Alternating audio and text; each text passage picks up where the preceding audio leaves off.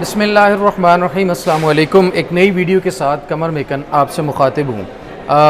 सबसे पहले एक अहम तरीन बात, आप लोगों ने बहुत प्यार दिया, कमेंट सेक्शन में आप लोग अपनी राय का इजहार करते हैं, आप लोगों का बहुत शुक्रिया। इसी तरह से रहनुमाई जारी रखेंगे तो हम भी अपने आप को मज़ीद बेहतर से बेहतर बनाते जाएंगे। आज वीडियो करने का जो मकसद है ना, वो कुछ गलत फहमियों को दूर करना है। गलत फहमियाँ जो इस वक्त आम आवाम के अंदर पाई जाती हैं और बहुत ज़्यादा लोग जो हैं इस वक्त कन्फ्यूज़ हैं। वो समझ रहे हैं कि कोई बहुत बड़ी डील अली अमीन गंडापुर करके गए हैं और उसका कोई बहुत बड़े समरात जो हैं वो बहुत जल्द सामने आने वाले हैं। इस पर हकीकत क्या है और इन्फॉर्मेशन क्या है वो आपके सामने रखेंगे। उसके बाद बिलावल भुट्टो जरदारी साहब का अभी से कुछ देर कबल यानी कि आज सुबह तकरीबन एक बयान आया कि आइनी तरमीम जो 25 अक्टूबर से पहले ना ज़रूरी है ना मजबूरी है। वही बिलावल भुट्टो जरदारी जो कुछ अर्सा पहले ये कह रहे थे कि आइनी तरमीम बहुत ज़रूरी है और मजबूरी है।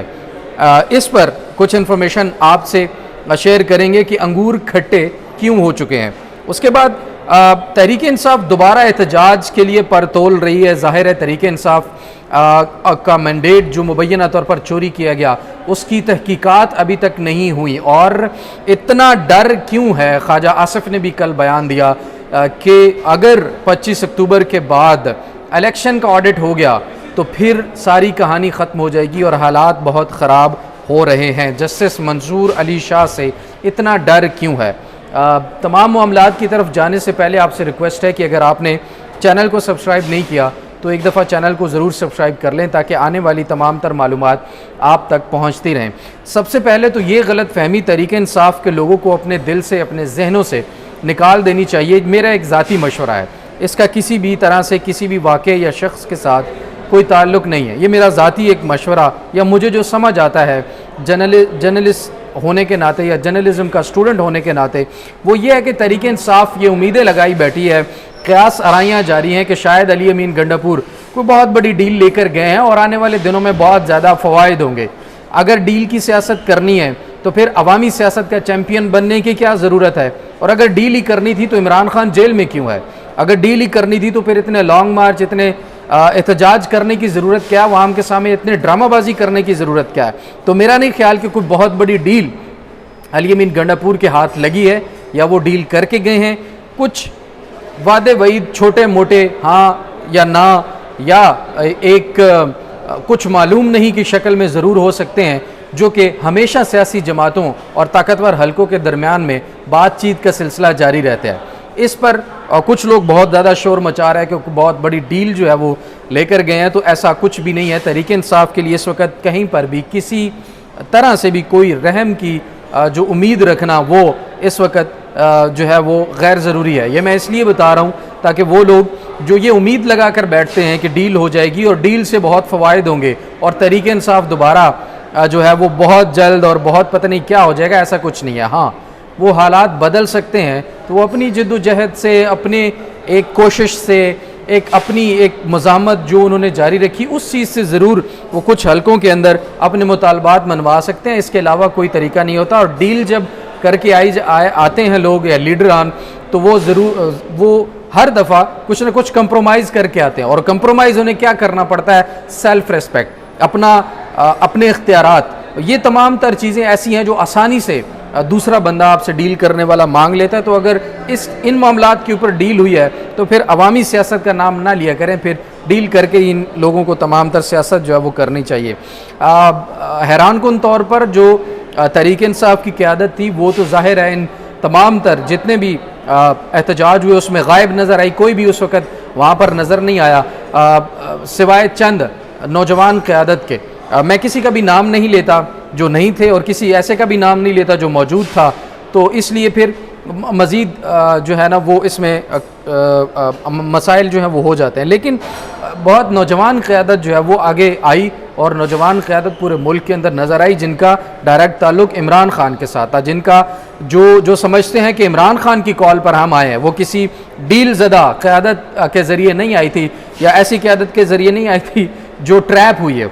तो बहरहाल अली अमीन गंडापुर ने जो ये तासुर दिया कि बहुत अच्छे फ़ैसले आएंगे, उन अच्छे फ़ैसलों का समराज जो है वो आना सामने शुरू हो गए, पर्चों की शक्ल में, तशद्दुद की शक्ल में, फैमिलीज़ को उठाने की शक्ल में, और इस वक्त मज़ीद जो हैं इमरान खान समेत तमाम लोगों के ऊपर, इमरान खान की बहनों को उठाने की शक्ल में, अपनी बाकी ख़वातीन तो उन्होंने पता नहीं कब रिहा करवानी है, लेकिन अब अपने लीडर की बहनें भी जो हैं वो भी उठाई जा चुकी हैं, गिरफ्तार है, और उनका रोज़ाना 1-2 रोज़ का जो रिमांड है वो दे दिया जाता है। अब इसके पीछे क्या है ये भी समझ से बाहर है। बहरहाल आइंदा का लाएअमल क्या होगा ये तो हालात ख़ुद बता देंगे, लेकिन मेरा जो ये डील का तासुर इस वक्त पाया जाता है ना, उस पर यह बात करने का ज़रूर दिल कर रहा था कि इस चीज़ को ज़रा वाज़े कर दूं कि भाई अगर डील करके चीज़ें होनी होती तो ये 1 साल पहले हो जाती और इमरान खान जेल में ही ना जाता, और डील के ज़रिए तमाम तर चीज़ें जो है वो हो जाती।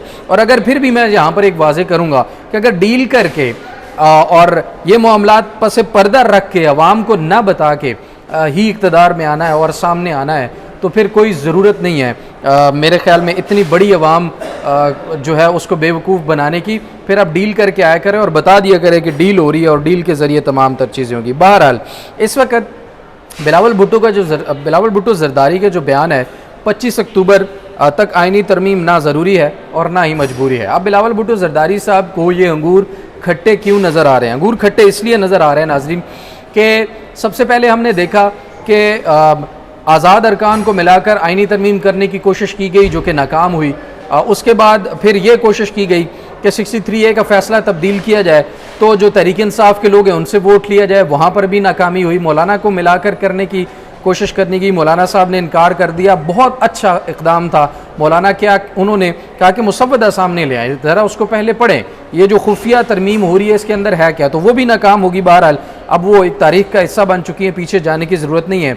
तो अब बिलावल भुट्टो ज़रदारी को नज़र आ रहा है कि किसी सूरत भी आइनी तरमीम करके आइनी अदालत बनाना या फिर चीफ जस्टिस काजी फ़ाइज़ ईसा को एक्सटेंशन देना या फिर उनको आइनी अदालत बना के उसका सरबराह लगाना मुमकिन नज़र नहीं आ रहा। चीफ जस्टिस काजी फ़ाइज़ ईसा जा रहे हैं, इसमें कोई शक नहीं है, और हम उस वक्त से बता रहे हैं जब बहुत सारे लोग कह रहे थे कि एक्सटेंशन होगी, एक्सटेंशन होगी। एक्सटेंशन की कोशिशें ज़रूर हैं, लेकिन चीफ जस्टिस काजी फ़ाइज़ ईसा की रिटायरमेंट में अब सिर्फ 16 दिन जो है वो बाकी रह गए हैं, और जस्टिस मंसूर अली शाह अगले मुमकिन तौर पर 26 के बाद चीफ जस्टिस पाकिस्तान होंगे।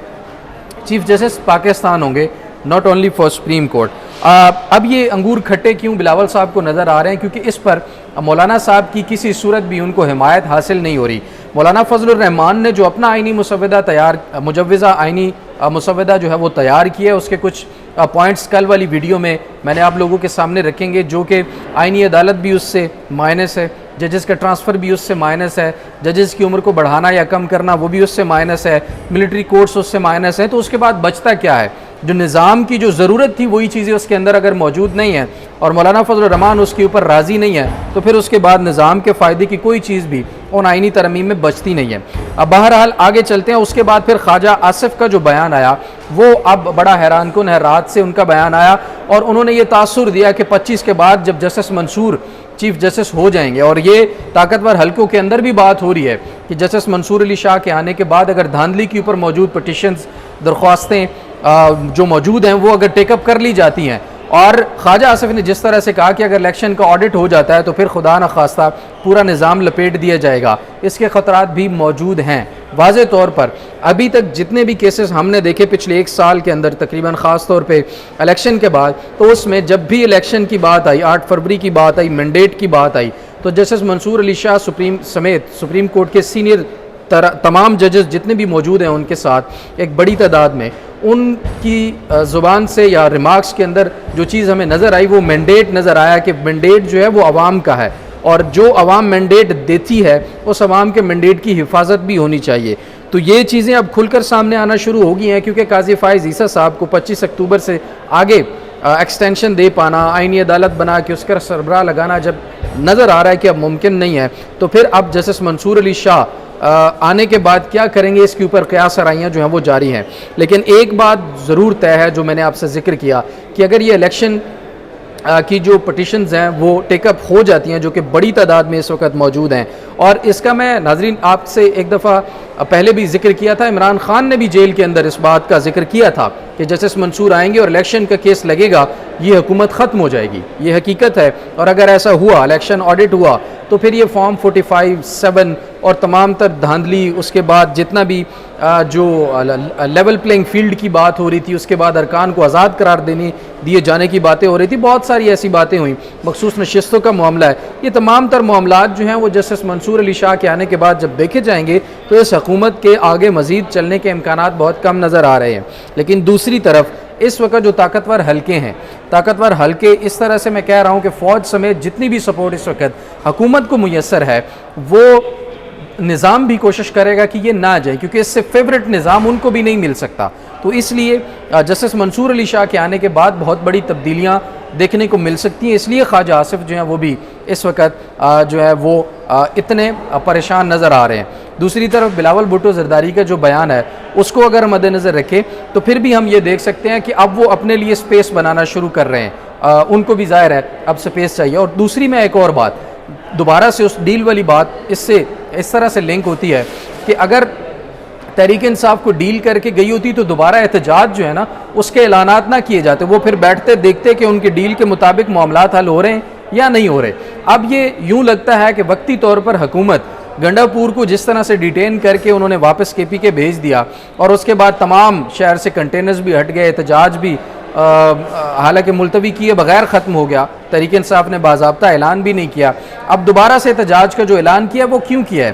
तहरीक इंसाफ को, इमरान खान को अच्छी तरह से पता है, मालूम है कि किसी सूरत भी ये हुकूमत बाज नहीं आएगी, आइनी तरमीम जो है वो करने की कोशिश ज़रूर करेगी।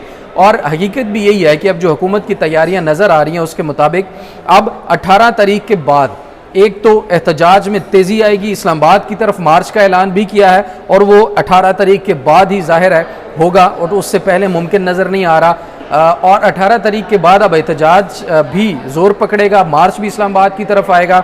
और दूसरी इन्फॉर्मेशन ये भी है कि हुकूमत आइनी तरमीम लाने के लिए भी एक आखिरी अटैम्प्ट 25 तारीख से पहले ज़रूर कोशिश करेगी कि एक और अटैम्प्ट जो है वो की जाए। अब उसमें किस हद तक कामयाबी होती है, किस हद तक नाकामी होती है, आज मौलाना फजल रहमान साहब का मुसवदा भी सामने आ जाएगा, उससे मज़ीद बातें वाज़े खुलकर सामने आ जाएंगी। लेकिन खुदारा ये डील की सियासत करना जो है वो बंद कर दें और आवाम को सच बताएं। जब तक आप आवाम को सच नहीं बताएंगे, आवाम के दिलों में आपके लिए जो एतमाद है, मोहब्बत है, वो वापस रीस्टोर नहीं हो सकती जब तक आप आवाम को सच नहीं बताएंगे।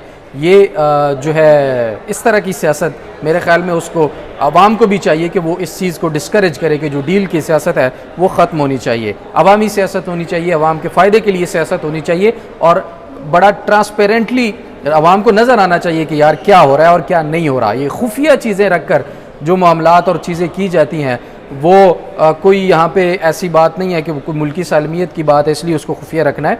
जो सियासत है मुल्क के अंदर वो अवाम के सामने होने चाहिए और खुला होनी चाहिए। अभी तक के लिए इतना ही, इजाज़त दीजिए, अल्लाह ने के बान।